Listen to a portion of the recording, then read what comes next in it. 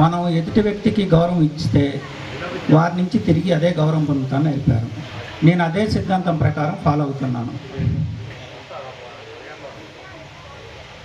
ఈ జై భీమ్ అనే సంస్థ పెట్టుకొని వీళ్ళు నా దగ్గరకు వచ్చినప్పుడు యాక్చువల్గా నాకు వాళ్ళెవరూ పరిచయం లేదు.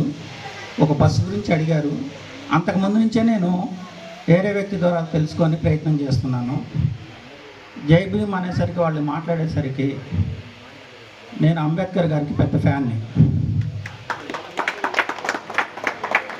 ఎందుకంటే వారు రచించిన రాజ్యాంగం వల్ల ఈరోజు మనం ఎంత స్వతంత్రంగా, వాక్ స్వతంత్రం కానీ ఏదైనా సరే ఇతర దేశాల్లో లేనిది మనం ఇలా అనుభవిస్తున్నామంటే వారి యొక్క మహానుభావుడు పుణ్యం. చాలాసార్లు నేను స్టూడెంట్గా ఉన్నప్పుడు, బయట ఉన్నప్పుడు ఇస్తున్నాను. ఆయన ప్రపంచ మేధావి. ఆయన ఒకటే చెప్పాడు, వెనకట రాజులు యుద్ధాలు చేసుకొని రాజ్యాల కోసం పోరాడేవాళ్ళు. నేను ఈ రచించిన రాజ్యాంగం వల్ల మీకు ఓటు హక్కు అనే ఆయుధాన్ని ఇస్తున్నాను. దాని ద్వారా మీరు కొట్లాడుకోవాలో ఏం చేయాలో మీదే, మీ ప్రజాస్వామ్యంలో మీరే నిర్ణయించుకోండి.